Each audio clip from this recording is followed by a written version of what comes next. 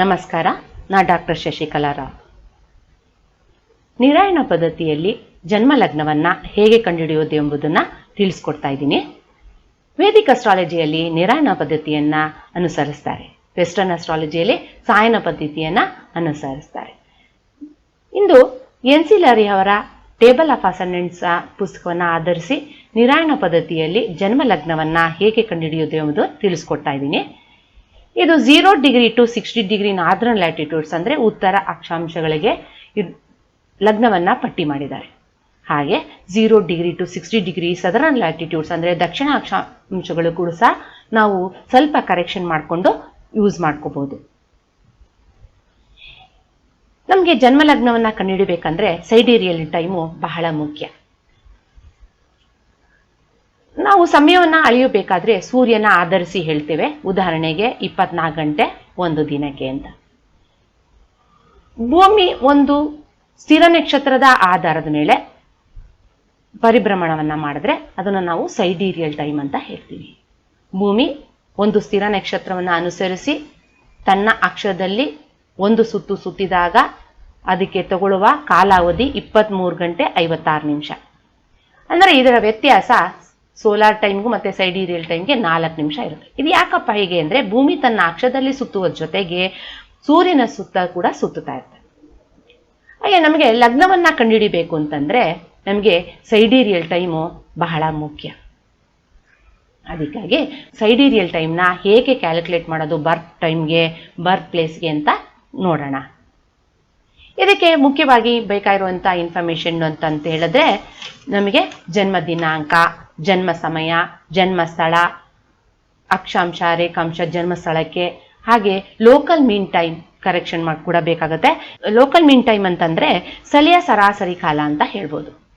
ಯಾಕೆ ಇದು ತಗೋಬೇಕಾಗತ್ತೆ ಅಂತಂದರೆ ಸ್ಥಳದಿಂದ ಸ್ಥಳಕ್ಕೆ ಸೂರ್ಯೋದಯದ ಸಮಯ ವ್ಯತ್ಯಾಸ ಆಗುತ್ತೆ. ಹಾಗೆ ನಮ್ಮ ನೆತ್ತಿಯ ಮೇಲೆ ಸೂರ್ಯ ಬರೋದು ಕೂಡ ಸ್ಥಳದಿಂದ ಸ್ಥಳಕ್ಕೆ ವ್ಯತ್ಯಾಸ ಆಗುತ್ತೆ. ಇದರ ಜೊತೆಗೆ ನಮಗೆ ಸೈಡೇರಿಯಲ್ ಟೈಮ್ ಕರೆಕ್ಷನ್ ಬರ್ತ್ ಪ್ಲೇಸ್ಗೆ ಕೂಡ ಬೇಕಾಗುತ್ತೆ. ಈ ಪುಸ್ತಕದಲ್ಲಿ ಮುಖ್ಯವಾಗಿ 4 ಟೇಬಲ್ಗಳನ್ನು ಅಳವಡಿಸ್ಕೊಂಡಿದ್ದಾರೆ. ಇದರೊಳಗೆ ಮೊದಲನೇ ಟೇಬಲ್ ವಿಚಾರ ಹೇಳೋಣ. ಇದು ಸೈಡೇರಿಯಲ್ ಟೈಮ್ನ ಡೈರೆಕ್ಟ್ ಆಗಿ ಸಿಗುತ್ತೆ. ಅವರ್ಸ್, ಮಿನಿಟ್ಸ್ ಅಂಡ್ ಸೆಕೆಂಡ್ಸ್ ಅಲ್ಲಿದೆ. ಈ ಸೈಡೇರಿಯಲ್ ಟೈಮು 1900 ಇಸ್ವಿ ಕೊಟ್ಟಿದ್ದಾರೆ, 12 ಗಂಟೆ ಮಧ್ಯಾಹ್ನಕ್ಕೆ. ಮತ್ತೆ ಕೊಟ್ಟಿರೋ ಸೈಡೇರಿಯಲ್ ಟೈಮು 82.5 ಡಿಗ್ರಿ ಈಸ್ಟ್ಗೆ. ಇದು ಇಂಡಿಯನ್ ಸ್ಟ್ಯಾಂಡರ್ಡ್ ಮೆರಿಡಿಯನ್ಗೆ. ನಮ್ಮ ಜನ್ಮ ಸ್ಥಳಗಳಿಗೆ ಅದರ ಮೆರಿಡಿಯನ್ಗೆ ಅನುಕೂಲವಾಗಿ ನಾವು ಉಪಯೋಗ ಮಾಡ್ಕೋಬೇಕಾಗುತ್ತೆ. ಇದು ಪೇಜ್ ನಂಬರ್ 2 ರಿಂದ 3 ಇದೆ. ಮತ್ತೆ table 2 correction for different years. ಇದು ಪೇಜ್ ನಂಬರ್ 3 to 4 ಇದೆ. ಡಿಫ್ರೆಂಟ್ ಇಯರ್ಸ್ ಅಂತಂದ್ರೆ 1900 ನಮಗೆ ಕೊಟ್ಟಿದ್ದಾರೆ. ನಮಗೆ ಬೇಕಾಗಿರೋ ಇಯರ್ಗೆ ನಾವು ಕರೆಕ್ಷನ್ ಮಾಡ್ಕೋಬೇಕಾಗುತ್ತೆ. Table 3 correction for different localities. ಆಮೇಲೆ ಇದು ಪೇಜ್ ನಂಬರ್ 5ರಲ್ಲೂ ಸ್ವಲ್ಪ ಕೊಟ್ಟಿದ್ದಾರೆ. ಡೀಟೇಲ್ ಆಗಿ 100 ರಿಂದ 107 ಪುಟಕ್ಕೆ ಇಂಡಿಯನ್ ಸಿಟೀಸ್ಗೆ ಕೊಟ್ಟಿದ್ದಾರೆ. ಟೇಬಲ್ 4 ಅಲ್ಲಿ ಕರೆಕ್ಷನ್ ಫಾರ್ ಅವರ್ಸ್ ಅಂಡ್ ಮಿನಿಟ್ಸ್ನ ಪೇಜ್ ನಂಬರ್ 5 ಅಲ್ಲಿ ಸಿಕ್ಕುತ್ತೆ. ಇದಿಷ್ಟು 4 ಟೇಬಲ್ಗಳನ್ನ ನಾವು ಜನ್ಮ ಲಗ್ನವನ್ನು ಕಂಡುಹಿಡಿಯೋಕ್ಕೆ ಉಪಯೋಗ ಮಾಡ್ಕೋತೀವಿ. ಅಂದರೆ ಸೈಡೇರಿಯಲ್ ಟೈಮ್ನ ಕನ್ಸ್ಟ್ರಕ್ಷನ್ ಮಾಡ್ಕೋತೀವಿ ಮೊದಲು, ತದನಂತರ ಜನ್ಮ ಲಗ್ನವನ್ನು ಕಂಡುಹಿಡಿತೀವಿ. ಸ್ಟೆಪ್ 1 ತಗೊಳ್ಳೋಣ. ಸ್ಟೆಪ್ 1 ಅಲ್ಲಿ ನಮಗೆ ಬೇಕಾಗಿರೋದು date of birth, time of birth, place of birth. ಅದನ್ನ ಆಧಾರ ತಗೋಬೇಕು ಫಸ್ಟ್.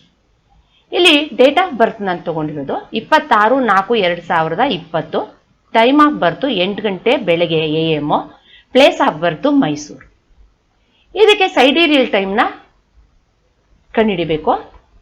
ಮೊದಲಿಗೆ ಟೇಬಲ್ 1ಗೆ ಹೋಗೋಣ. ಟೇಬಲ್ 1 ಅಲ್ಲಿ ಡೇಟು ಮತ್ತು ಮಂತ್ಗೆ ಕೊಟ್ಟಿದ್ದಾರೆ. ಅವರ್ಸ್, ಮಿನಿಟ್ಸ್, ಸೆಕೆಂಡ್ಸ್ ಅಲ್ಲಿದೆ. 12 ಗಂಟೆ ಮಧ್ಯಾಹ್ನ 1900ಕ್ಕೆ ಇಂಡಿಯನ್ ಸ್ಟ್ಯಾಂಡರ್ಡ್ ಮೆರಿಡಿಯನ್ಗೆ ಇದೆ. ಪೇಜ್ ನಂಬರ್ 2ಗೆ ಹೋಗ್ಬೇಕು. ನಮ್ಮ ಡೇಟ್ ಆಫ್ ಬರ್ತು 26 ಏಪ್ರಿಲ್ ನೋಡೋಣ. ಟೇಬಲ್ 1 ಅಲ್ಲಿ ಸೈಡೇರಿಯಲ್ ಟೈಮು 12 ಗಂಟೆ ಕೊಟ್ಟಿದ್ದಾರೆ. ಮತ್ತೆ 1900ಕ್ಕೆ ಬಂದಿದೆ. ಮೆರಿಡಿಯನ್, ಇಂಡಿಯನ್ ಸ್ಟ್ಯಾಂಡರ್ಡ್ ಮೆರಿಡಿಯನ್ಗೆ ಇದೆ. ನಾವಿಲ್ಲಿ ಸೈಡೀರಿಯಲ್ ಟೈಮ್ ಕೊಟ್ಟಿದ್ದಾರೆ, ಡೈರೆಕ್ಟ್ ಆಗಿದೆ. ಏಪ್ರಿಲ್ ತಿಂಗಳಿಗೆ 26ನೇ ತಾರೀಕು 2 ಗಂಟೆ 15 ನಿಮಿಷ 12 ಸೆಕೆಂಡು. ನೋಡಿ, HMS ಅಂದರೆ ಅವರ್ಸ್ ಮಿನಿಟ್ ಸೆಕೆಂಡು. ಸೊ ನಮ್ಗೆ 26ಕ್ಕೆ ಏನು ವ್ಯಾಲ್ಯೂ ಇದೆ? 2 ಗಂಟೆ 15 ನಿಮಿಷ 12 ಸೆಕೆಂಡು ತಗೊಳ್ಳೋಣ. ಇಲ್ಲಿ ಟೇಬಲ್ 1ನ ಇನ್ಫಾರ್ಮೇಶನ್ ತಗೊಂಡೆ. ಟೇಬಲ್ 2 ತಗೋಣ. ಟೇಬಲ್ 2 ಅಲ್ಲಿ ಏನಿದೆ? ಇಯರ್ ಕರೆಕ್ಷನ್ ಇದೆ ನಮಗೆ. ಟೇಬಲ್ 2 ಅಲ್ಲಿ ನಮಗೆ ಬೇಕಾಗಿರೋ ಮಗು ಹುಟ್ಟಿರೋ ವರ್ಷ 2020. ಅಲ್ಲಿನ ಟೇಬಲ್ 2ಗೆ ಹೋಗೋಣ. ಟೇಬಲ್ 2 ಅಲ್ಲಿ ಇಯರ್ ಕರೆಕ್ಷನ್ ನೋಡೋಣ. ಇಯರ್ ಕರೆಕ್ಷನ್ 2020 2 ವ್ಯಾಲ್ಯೂ ಇದೆ ಇಲ್ಲಿ. ನಾವು ಇದೇನು ಹೇಳ್ತೇವೆ ನೋಡಿ, ಇಲ್ಲಿ ಕೆಳಗಡೆ ಫೂಟಲ್ಲಿ ಇನ್ಫಾರ್ಮೇಶನ್ ಕೊಟ್ಟಿದ್ದಾರೆ. ಫಾರ್ ಜನವರಿ ಅಂಡ್ ಫೆಬ್ರವರಿ ಒಂದ್ಲಿ ಅಂತ ಮೊದಲನೇ ವ್ಯಾಲ್ಯೂ, ಎರಡನೇ ವ್ಯಾಲ್ಯೂ ಮಾರ್ಚಿಂದ ಡಿಸೆಂಬರ್ಗೆ ಹುಟ್ಟಿರುವಂಥ ಮಗುವುದು ಅಂತ ಅರ್ಥ. ಸೊ ನಮಗೆ ಈ 2 ವ್ಯಾಲ್ಯೂಸ್ ಅಲ್ಲಿ ನಮಗೆ ಕರೆಕ್ಷನ್ ಏಪ್ರಿಲ್ ಆಗಿರೋದ್ರಿಂದ 2 ವ್ಯಾಲ್ಯೂಸ್ ಇದೆ. ಒಂದು ಪ್ಲಸ್ಸು ಮೈನಸ್ ಇರುತ್ತೆ, ನೀವು ಅದನ್ನ ಗಮನಿಸ್ಕೋಬೇಕು. ತಗೊಳ್ಬೇಕಾದಾಗ ಕರೆಕ್ಟಾಗಿ ನಿಖರವಾಗಿ ತಗೋಬೇಕು. ನೋಡಿ, ಇಲ್ಲಿ 2020ಕ್ಕೆ ಮೈನಸ್ಸು ಇದೆ, ಪ್ಲಸ್ಸು ಇದೆ, ಟೈಮು ಎಲ್ಲ ನೋಡ್ಕೊಂಡು ತಗೊಳ್ಬೇಕು. ಎಲ್ಲ ಕಡೆನೂ 2 ವ್ಯಾಲ್ಯೂ ಇರಲ್ಲ, ಒಂದೊಂದು ಮಂತಲ್ಲಿ ಒಂದೊಂದು ಇಯರಲ್ಲಿ ಮಾತ್ರ ಈ ಥರ ಇರುತ್ತೆ, ಅದನ್ನು ನೋಡ್ಕೊಂಡು ತಗೋಬೇಕು. ಸೊ ನಮಗೆ 2 ವ್ಯಾಲ್ಯೂಲಿ ನಮಗೆ +3 minutes 42 secondsನ ತಗೋಬೇಕಾಗತ್ತೆ, ಯಾಕಂದರೆ ಏಪ್ರಿಲಲ್ಲಿ ಮಗು ಜನನ ಆಗಿರೋದ್ರಿಂದ. ಸೊ ಅದನ್ನು ನಾನು ಇಲ್ಲಿ ತಗೊಂಡಿದ್ದೀನಿ. ಸೊ ಕರೆಕ್ಷನ್ ಆಯಿತು. ನೆಕ್ಸ್ಟು ಮೈಸೂರಿಗೆ ಸೈಡೀರಿಯಲ್ ಟೈಮ್ ಕರೆಕ್ಷನ್ ತಗೋಬೇಕು. ಇದನ್ನ ಪೇಜ್ ನಂಬರ್ 105ಕ್ಕೆ ಹೋಗೋಣ. ಅಲ್ಲಿ ನಮಗೆ ಸೈಡೀರಿಯಲ್ ಟೈಮ್ ಕರೆಕ್ಷನ್ ಸಿಕ್ಕತ್ತೆ. ಇದು ಪೇಜ್ ನಂಬರ್ 5ರಲ್ಲಿ ಪಟ್ಟಿ ಸ್ವಲ್ಪ ಮಾಡಿದರೆ, ಎಲ್ಲ ಡೀಟೇಲ್ಸ್ ಇಲ್ಲ. ಅದಕ್ಕೋಸ್ಕರ ನಾನು 105ರಲ್ಲಿ ಹೋಗ್ತೀನಿ. ಮೈಸೂರು, ಅಲ್ಲಿಗೆ ಹೋದರೆ ಕರೆಕ್ಷನ್ ಟು ಇಂಡಿಯನ್ ಸೈಡೀರಿಯಲ್ ಟೈಮ್ ಅಂತ ಇಲ್ಲಿ ಡೀಟೇಲ್ ಇದೆ. +0 minutes 4 seconds ಅಂತಿದೆ. ಅದನ್ನು ನಾನು ಮೈಸೂರಿಗೆ ಕರೆಕ್ಟ್ ಆಗಿದೆಯಾ ಅಂತ ಚೆಕ್ ಮಾಡಿಕೊಂಡು ತಗೊಳ್ತಾ ಇದ್ದೀನಿ. 0 minutes 4 seconds ಅದನ್ನ ಇಲ್ಲಿ ಹಾಕಿದೆ. ಸೊ ಇಷ್ಟು ಮೂರನ್ನು ಕೂಡ್ತೀನಿ, ಆಗ ನನಗೆ 2 ಗಂಟೆ 18 ನಿಮಿಷ 58 ಸೆಕೆಂಡ್ಸ್ಗಳಾಗುತ್ತೆ. ಇಷ್ಟು ಬಂದಿದ್ದು ಏನದು ಅಂದರೆ sidereal time on 26/4/2028 Mysuru, place of Mysuru ಮತ್ತು ನೂನಿಗೆ ಸಿಕ್ಕಿದೆ. ನನಗೆ ನೂನಿಗೆ ಸಿಕ್ಕಿರೋದು ಇದು ಬಂದಿರೋ ರಿಸಲ್ಟನ್ನು ನಾನು ವ್ಯಾಲ್ಯೂ ಎ ಅಂತ ಹೇಳ್ತೀನಿ. ಸೊ ವ್ಯಾಲ್ಯೂ ಎನ ತಗೊಂಡಿದೆ. ಮುಂದೆ ನೋಡೋಣ. ಸ್ಟೆಪ್ 2, ಬರ್ತ್ ಟೈಮ್ನ ISTಲಿ ಇರುತ್ತೆ. ಇದು AM ಬರ್ತು 8 ಗಂಟೆ ಹಾಗೆ ನಮೂದಿಸ್ಕೊಳ್ಳಿ.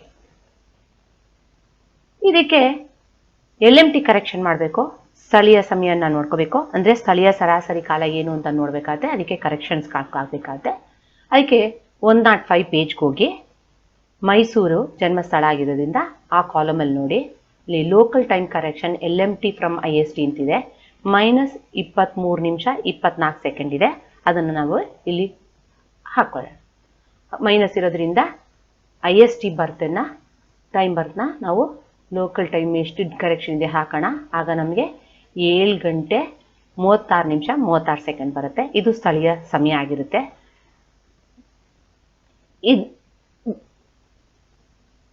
ಇದು AM ಬರ್ತಾ ಇರೋದ್ರಿಂದ 12 noonನಿಂದ ಮೈನಸ್ ಮಾಡಬೇಕಾಗತ್ತೆ. ಇದು ಬರೀ AM ಬರ್ತಿಗೆ ಮಾತ್ರ ಅನ್ವಯಿಸುತ್ತೆ. PM ಬರ್ತಾ ಇದ್ರೆ 12ಇಂದ ಮೈನಸ್ ಮಾಡಬೇಕಾಗಿಲ್ಲ ಈ ಸ್ಥಳೀಯ ಸಮಯವನ್ನು. ಸೊ LMT ಪ್ಲೇಸ್ ಏನು ಬರ್ತಿದೆ ಬರ್ತ್ ಪ್ಲೇಸ್ಗೆ ಅದನ್ನ ಮೈನಸ್ ಮಾಡ್ತಾ ಇದ್ದೀನಿ. 7 ಗಂಟೆ 36 ನಿಮಿಷ 36 ಸೆಕೆಂಡು.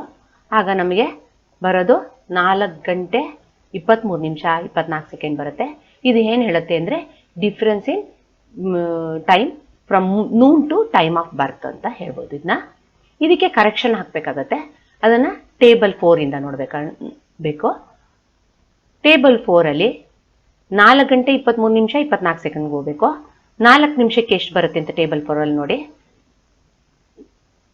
ಟೇಬಲ್ 4 ಪೇಜ್ ನಂಬರ್ 5ಅಲ್ಲಿ 4 ಅವರ್ಸ್ಗೆ ಪ್ಲಸ್ಸು 0 minutes 39 seconds ಬರುತ್ತೆ.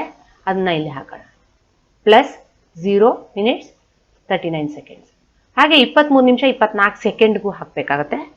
ಇಲ್ಲಿ ನೋಡೋಣ, ಇಲ್ಲಿ ಕೊಟ್ಟಿರ್ತಾರೆ ಮಿನಿಟ್ಸ್ ಕರೆಕ್ಷನ್. ನಮಗೆ 23 ನಿಮಿಷ 24 ಸೆಕೆಂಡ್ ಇಲ್ಲ, ಅದಕ್ಕೆ 24 ನಿಮಿಷಕ್ಕೆ ಕರೆಕ್ಷನ್ ತಗೊಳ್ಳೋಣ. ಇಲ್ಲಿ ಪ್ರತಿ 6 ನಿಮಿಷಕ್ಕೆ ವೇರಿಯೇಷನ್ಸ್ ಇದೆ, ಅದರಿಂದ ನಿಯರೆಸ್ಟ್ ಯಾವುದಿದೆ ಅದನ್ನು ತಗೊಳ್ಳಿ. ಇಲ್ಲಿ 24 ನಿಮಿಷಕ್ಕೆ ನಮಗೆ +0 ನಿಮಿಷ 4 ಸೆಕೆಂಡ್ ಬರುತ್ತೆ. ಅದನ್ನು ಇಲ್ಲಿ ತಗೊಳ್ಳೋಣ. ಇದಿಷ್ಟನ್ನು ಕೂಡೋಣ. ಈ ಸಮಯಕ್ಕೆ ನಮಗೆ increase time interval from noon to time of birth ಬರುತ್ತೆ. ಅಂದರೆ 4 ಗಂಟೆ 24 ನಿಮಿಷ 7 ಸೆಕೆಂಡು ಬರುತ್ತೆ. ಈ ಬರೋ ವ್ಯಾಲ್ಯೂನ ನಾನು ಬಿ ಅಂತ ಇಡ್ತೀನಿ. ಇಲ್ಲಿಗೆ ಸ್ಟೆಪ್ 2 ಮುಗೀತು. ಸ್ಟೆಪ್ 3 ನೋಡೋಣ. ಸೈಡಿರಿಯಲ್ ಟೈಮ್ನ ಕಂಡುಹಿಡಿಬೇಕು ಗಿವನ್ ಮೂಮೆಂಟ್ಗೆ. ಅದನ್ನು ನಾವು ಎಪೋಚ್ ಅಂತ ಹೇಳ್ತೀವಿ.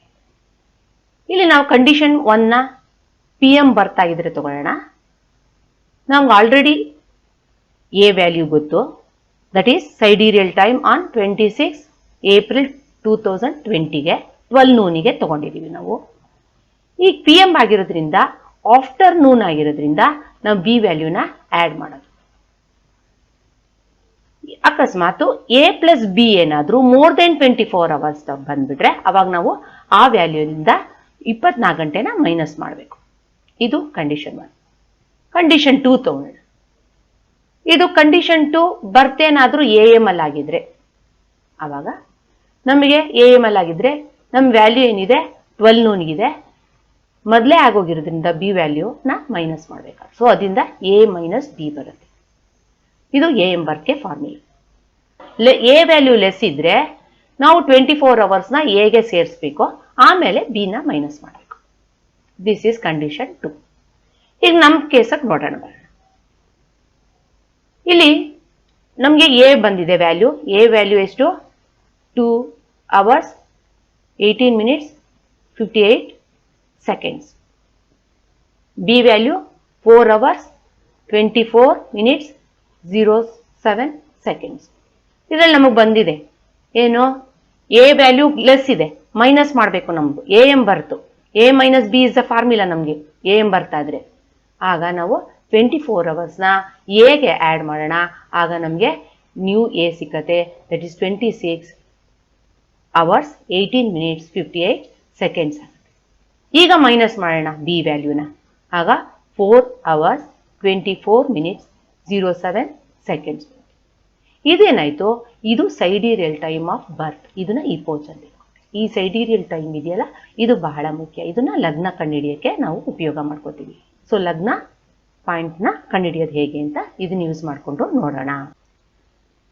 ಸ್ಟೆಪ್ 4 ಅಲ್ಲಿ ನಾವು ಕಂಡುಹಿಡಿದಂಥ ಸೈಡಿರಿಯಲ್ ಟೈಮ್ ಬರ್ತ್ ಪರ್ಟಿಕ್ಯುಲರ್ ಮೊಮೆಂಟ್ಗೆ ಅಂದರೆ ಎಪೋಚ್ಗೆ ಲಗ್ನವನ್ನು ಕಂಡುಹಿಡಿಯಬೇಕು. ಈಗ NC ಲಹರಿ ಅವರ ಟೇಬಲ್ ಆಫ್ ಅಸೆಂಡೆಂಟ್ಸ್ ಅಲ್ಲಿ 9ನೇ ಪುಟದಿಂದ 79ನೇ ಪುಟದವರೆಗೂ ಬರುವ 0 ಡಿಗ್ರಿ ಲ್ಯಾಟಿಟ್ಯೂಡ್ ಇಂದ 60 ಡಿಗ್ರಿ ನಾರ್ತ್ ಲ್ಯಾಟಿಟ್ಯೂಡ್ ವರೆಗೂ ಲಗ್ನಗಳನ್ನು ಪಟ್ಟಿ ಮಾಡಿದ್ದಾರೆ. ಸೊ ನಮಗೆ ಬೇಕಾಗಿರೋ ಲಗ್ನವನ್ನು ಪಡಿಬೇಕು ಅಂತಂದ್ರೆ ನಮ್ಮ ಜನ್ಮಸ್ಥಳದ ಲ್ಯಾಟಿಟ್ಯೂಡ್ ಯಾವುದು ಅಂತ ತಿಳ್ಕೊಳ್ಬೇಕು. ಆ ಲ್ಯಾಟಿಟ್ಯೂಡ್ನ ತಿಳ್ಕೊಳ್ಬೇಕಾದ್ರೆ 100ರ ಪುಟದಿಂದ 107ನೇ ಪುಟದವರೆಗೂ ಪಟ್ಟಿಯಾಗಿರೋ ಪ್ಲೇಸಸ್ ಪಟ್ಟಿಯಾಗಿದೆ. ಬನ್ನಿ, ನಮ್ಮ ಜನ್ಮಸ್ಥಳ ಯಾವುದು? ಮೈಸೂರು. ಅಂದರೆ 105ನೇ ಪುಟದಲ್ಲಿದೆ. ಮೈಸೂರಿಗೆ ಅನುಗುಣವಾಗಿ ನೋಡಿ, ಲ್ಯಾಟಿಟ್ಯೂಡ್ ನಾರ್ತ್ ಅಲ್ಲಿ 12 ಡಿಗ್ರಿ 18 ನಿಮಿಷ ಇದೆ. ಸೊ ನಮಗೆ ಪುಟ 9ರಿಂದ 79 ಪುಟದೊಳಗೆ ನೋಡಿ, ಆ ಪುಟದೊಳಗೆ ಹೋದ್ರೆ ನಮಗೆ 19ನೇ ಪುಟದಲ್ಲಿ 12 ಡಿಗ್ರಿ ನಾರ್ತ್ ಇದೆ. ನಿಯರೆಸ್ಟ್ ಪ್ಲೇಸು ಲ್ಯಾಟಿಟ್ಯೂಡ್ನೇ ತಗೋಬೇಕಾಗತ್ತೆ ನಮಗೆ. ಮೈಸೂರಿಗೆ 12 ಡಿಗ್ರಿ 18 ನಿಮಿಷಕ್ಕೆ ಅಂತ ಇಲ್ಲ ಇಲ್ಲಿ. ಸೊ ಯಾವುದು ಲ್ಯಾಟಿಟ್ಯೂಡ್ ಹತ್ರ ಇದೆ ಅದನ್ನೇ ತಗೋಬೇಕು. ಉದಾಹರಣೆಗೆ ಇಲ್ಲಿ ನೋಡಿ, ಪಾಂಡಿಚೇರಿಗೆ 11 ಡಿಗ್ರಿ ನಾರ್ತ್ 56 ನಿಮಿಷ ಅಂತಿದೆ. ಅದನ್ನ 12 ಡಿಗ್ರಿಗೆ ನಾರ್ತಲ್ಲೇ ತಗೋತಾರೆ. ಸೊ ನಿಯರೆಸ್ಟ್ ಪ್ಲೇಸ್ಗೆ ಲ್ಯಾಟಿಟ್ಯೂಡ್ನ ತಗೋಬೇಕು. ಸೊ ನಮ್ಗೆ ಇಲ್ಲಿ ಸೈಡಿರಿಯಲ್ ಟೈಮಲ್ಲಿ ಏನಿದೆ? 21 ಗಂಟೆ 54 ನಿಮಿಷ 51 ಸೆಕೆಂಡ್ ಇದೆ. ಇಲ್ಲಿ ಸೈಡಿರಿಯಲ್ ಟೈಮು 0 ಗಂಟೆಯಿಂದ 23 ಗಂಟೆ ತನಕನೂ ಪಟ್ಟಿಯಾಗಿದೆ. ಆಮೇಲೆ ಟೈಮಿಂಗ್ಸು ಪ್ರತಿ 4 ನಿಮಿಷಗಳಿಗೆ ಕೊಟ್ಟಿದ್ದಾರೆ. ನಮಗೆ ಬೇಕಾಗಿರೋದು 21 ಗಂಟೆ. ಇಲ್ಲಿದೆ 21 ಗಂಟೆ. 54 ನಿಮಿಷಕ್ಕೆ ಬೇಕು, ನಮಗೆ ಇಲ್ಲಿ 54 ನಿಮಿಷಕ್ಕಿಲ್ಲ. ಹಾಗಾಗಿ ನಾವು ಏನು ಮಾಡಬೇಕು ಅಂದರೆ 56 ನಿಮಿಷಕ್ಕೆ ಮತ್ತು 52 ನಿಮಿಷಕ್ಕೆ ತಗೊಳ್ಳೋಣ. ತಗೊಂಡ್ಬಿಟ್ಟು ವ್ಯತ್ಯಾಸವನ್ನು ಕಂಡುಹಿಡ್ಕೊಂಡು ನಾವು ಕನ್ಸ್ಟ್ರಕ್ಷನ್ ಮಾಡ್ಕೋಬೇಕಾಗಿರುತ್ತೆ ನಮಗೆ ಬೇಕಾಗಿರೋ ವ್ಯಾಲ್ಯೂಸ್ಗೆ. ಹಾಗಾಗಿ ನಾನು 21 ಗಂಟೆ 56 ನಿಮಿಷಕ್ಕೆ ತಗೊಳ್ತೀನಿ. 56 ನಿಮಿಷಕ್ಕೆ ಇಲ್ಲಿ ಡಿಗ್ರಿ ಕೊಟ್ಟಿದ್ದಾರೆ ನೋಡಿ. ಎಸ್ ಅಂದರೆ sign, degree minutes. So S ಅಂದರೆ ಸೈನ್, ಡಿಗ್ರಿ ಮಿನಿಟ್ಸು. ಹಾಗಾಗಿ 21 ಗಂಟೆ 56 ನಿಮಿಷಕ್ಕೆ 1 sin 12 ಡಿಗ್ರಿ 39 ಮಿನಿಟ್ಸ್ ಆಗುತ್ತೆ, ಅದನ್ನು ತಗೊಂಡಿದ್ದೀನಿ. ಹಾಗೆ 21 hours 52 ಮಿನಿಟ್ಸ್ಗೆ 1 sin 11 ಡಿಗ್ರಿ 40 ಮಿನಿಟ್ಸ್ ಇದೆ, ಅದನ್ನು ತಗೊಂಡಿದ್ದೀನಿ. ಈಗ ಅದನ್ನು ತಗೊಂಡು ಮುಂದೆ ಇದರ ವ್ಯತ್ಯಾಸನ ಕಂಡುಹಿಡಿಯೋಣ. ಎಷ್ಟು ಲಗ್ನ ಪ್ರಮಾಣ ಚೇಂಜ್ ಆಗುತ್ತೆ, ಸೈಡೀರಿಯಲ್ ಟೈಮು 4 ನಿಮಿಷ ಚೇಂಜ್ ಆದರೆ ಅಂದರೆ ಮೈನಸ್ ಮಾಡಿ 0 ಡಿಗ್ರಿ 59 ನಿಮಿಷ ಬರುತ್ತೆ. ಇದನ್ನ 4 ನಿಮಿಷಕ್ಕೆ ಇಷ್ಟ ಆದರೆ 3, 2, 1 ನಿಮಿಷಗಳಿಗೆ ಎಷ್ಟಾಗತ್ತೆ ಅಂತ ಪ್ರಮಾಣಗಳನ್ನ ನೋಡಬೇಕು ಅಂದರೆ ಅದೇ ಪುಟದ ಕೆಳಗಡೆ ಹೋಗಿ ಅಲ್ಲಿ ಸೈಡೀರಿಯಲ್ ಪ್ರೊಪೋರ್ಷನಲ್ ಪಾರ್ಟ್ಸ್ ಅಂತ ಹಾಕ್ಬಿಟ್ಟು ಎಲ್ಲ ಸೈಡೀರಿಯಲ್ ಟೈಮ್ 4 ನಿಮಿಷ, 3 ನಿಮಿಷ, 2 ನಿಮಿಷಕ್ಕೆ ಎಷ್ಟು ಡಿಗ್ರಿ ವ್ಯತ್ಯಾಸಗಳು ಬರುತ್ತೆ ಎಂದನ್ನ ಹಾಕಿದರೆ ಅದನ್ನ ನೋಡಿಕೊಂಡು ಬರ್ಕೊಂಡ್ರೆ ಆಯ್ತು. 1 ನಿಮಿಷದ ಸೈಡೀರಿಯಲ್ ಟೈಮ್ಗೆ 15 ನಿಮಿಷ ಲಗ್ನ ವ್ಯತ್ಯಾಸ ಇದೆ. ಆಗ ನಾನು 51 ಸೆಕೆಂಡ್ಗೆ ಎಷ್ಟಾಗುತ್ತೆ ಅಂತ ಹೇಳಿ ಲೆಕ್ಕಾಚಾರ ಹಾಕಿದ್ದೀನಿ, 13 ನಿಮಿಷ ಬರುತ್ತೆ. ಈಗ ನಾನು ಸೈಡೀರಿಯಲ್ ಟೈಮ್ ಏನಿದೆ ನಮಗೆ ಅದನ್ನ ನಾನು ಸ್ಪ್ಲಿಟ್ ಮಾಡ್ಕೋತೀನಿ. ಹೇಗೆ ಸ್ಪ್ಲಿಟ್ ಮಾಡ್ಕೋತೀನಿ ಅಂದರೆ ನನಗೆ ಬೇಕಾಗಿರೋ ವ್ಯಾಲ್ಯೂಸ್ ಹೇಗೆ ಬರುತ್ತೆ ನೋಡಿಕೊಂಡು ಅದು ಸಬ್ಸ್ಟಿಟ್ಯೂಟ್ ಮಾಡೋಕ್ಕೆ ಅನುಕೂಲ ಆಗೋ ರೀತಿ ನಾನು ಸ್ಪ್ಲಿಟ್ ಮಾಡ್ಕೋತೀನಿ. ಈಗ ನನಗೆ ಹೆಂಗೋ 22 ನಿಮಿಷಕ್ಕಿದೆ, 21 ಗಂಟೆ 52 ನಿಮಿಷಕ್ಕಿದೆ. ಹಾಗಾಗಿ ನಾನು ಅದನ್ನು ಸ್ಪ್ಲಿಟ್ ಮಾಡಿಕೊಂಡೆ. 21 ಗಂಟೆ 54 ನಿಮಿಷ 51 ಸೆಕೆಂಡನ್ನು 21 ಗಂಟೆ 52 ನಿಮಿಷಕ್ಕೆ ಮಾಡಿಕೊಂಡೆ. ಮತ್ತೆ 2 ನಿಮಿಷಕ್ಕೆ ಇಲ್ಲಿ ವ್ಯಾಲ್ಯೂಸ್ ಇದೆ ನನಗೆ, ಅದಕ್ಕೆ ತೊಗೊಂಡೆ.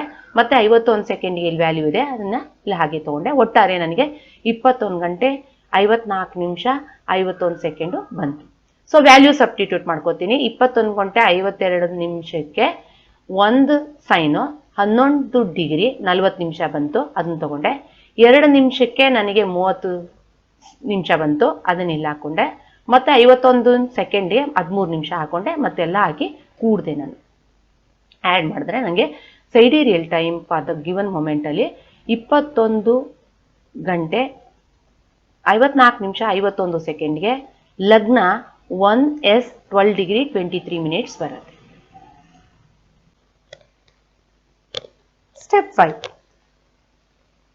5 ಅಲ್ಲಿ ನಾವು ಆಯ್ನಂಶ ಕರೆಕ್ಷನ್ ಮಾಡಬೇಕು. ನಾವು ಕಂಡಿಡಿದಂಥ ಲಗ್ನಕ್ಕೆ ಜನ್ಮ ವರ್ಷದ ಅನುಗುಣವಾಗಿ ಆಯ್ನಂಶ ಕರೆಕ್ಷನ್ ಮಾಡಬೇಕಾಗುತ್ತೆ. ಅದು ಆ್ಯಡ್ ಆಗ್ಬೋದು, ಸಬ್ಟ್ರಾಕ್ಟು ಆಗ್ಬೋದು.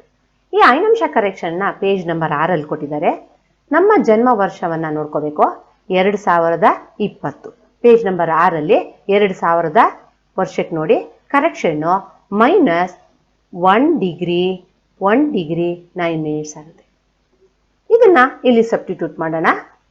ಆಗ ನಮಗೆ ಫೈನಲಿ ಬರುವಂಥ ರಿಸಲ್ಟು 1s 11 ಡಿಗ್ರಿ 14 ಮಿನಿಟ್ಸ್ ಬರುತ್ತೆ. 1s ಅಂತಂದರೆ ವೃಷಭ ಲಗ್ನ, 11 ಡಿಗ್ರಿ 14 ಮಿನಿಟ್ಸ್ ಅಂದರೆ ರೋಹಿಣಿ ಸ್ಟಾರ್ ಬೀಳುತ್ತೆ. 10 ಡಿಗ್ರಿಯಿಂದ 23 ಡಿಗ್ರಿ 20 ನಿಮಿಷದವರೆಗೂ ವೃಷಭ ರಾಶಿಯಲ್ಲಿ ರೋಹಿಣಿ ನಕ್ಷತ್ರ ಬರುತ್ತೆ. ಹಾಗೆ 10 ಡಿಗ್ರಿಯಿಂದ 13 ಡಿಗ್ರಿ 20 ನಿಮಿಷದವರೆಗೂ 1ನೇ ಪಾದ ಬರುತ್ತೆ. ಹಾಗಾಗಿ ನಮಗೆ ಬಂದಂಥ ರಿಸಲ್ಟು ವೃಷಭ ಲಗ್ನ ರೋಹಿಣಿ ನಕ್ಷತ್ರ 1ನೇ ಪಾದ ಆಗುತ್ತೆ. ಈ ರೀತಿಯಾಗಿ ನಾವು ನಿರಾಯಣ ಪದ್ಧತಿಯಲ್ಲಿ ಟೇಬಲ್ ಆಫ್ ಅಸೆಂಡೆಂಟ್ ಇಟ್ಕೊಂಡು ಜನ್ಮ ಲಗ್ನವನ್ನು ಹೇಗೆ ಕಂಡುಹಿಡಿಬೋದು ಅಂತ ತಿಳ್ಕೊಂಡ್ವಿ. ಒಂದು ನಿಮ್ಮ ಉಪಯೋಗಕ್ಕಾಗಿ ನಾನು ಮಾಡಿದಂಥ ಎಲ್ಲ ಸ್ಟೆಪ್ಸ್ಗಳನ್ನ ಪಟ್ಟಿ ಮಾಡಿದ್ದೀನಿ. ಇಲ್ಲಿ AM ಬರ್ತದ್ದು, ಹಾಗೆ ಮತ್ತೊಂದು ಎಕ್ಸಾಂಪಲ್ನ PM ಬರ್ತದ್ದು ನಾನು ಇಲ್ಲಿ ಪಟ್ಟಿ ಮಾಡಿದ್ದೀನಿ. AM ಬರ್ತು ಮತ್ತು PM ಬರ್ತಿಗೂ ಒಂದೇ ಒಂದು ಸ್ಟೆಪ್ ವ್ಯತ್ಯಾಸ ಆಗುತ್ತೆ. ಅದು ನಾವು ಕಂಡಿಡಿದಂಥ LMT at the place of birth ಅಂತ ಏನಿದೆ ಅದನ್ನ 12 ಗಂಟೆಯಿಂದ ನಾವು ಮೈನಸ್ ಮಾಡ್ತೀವಿ. PM ಬರ್ತಲ್ಲಿ ಆ ಸ್ಟೆಪ್ಪು ಇಲ್ಲ ಅಷ್ಟೇ. ಹೀಗಾಗಿ ಇದರ ಉಪಯೋಗನ ಪಡ್ಕೊಳ್ಳಿ. ಧನ್ಯವಾದಗಳು. ನಮಸ್ಕಾರ.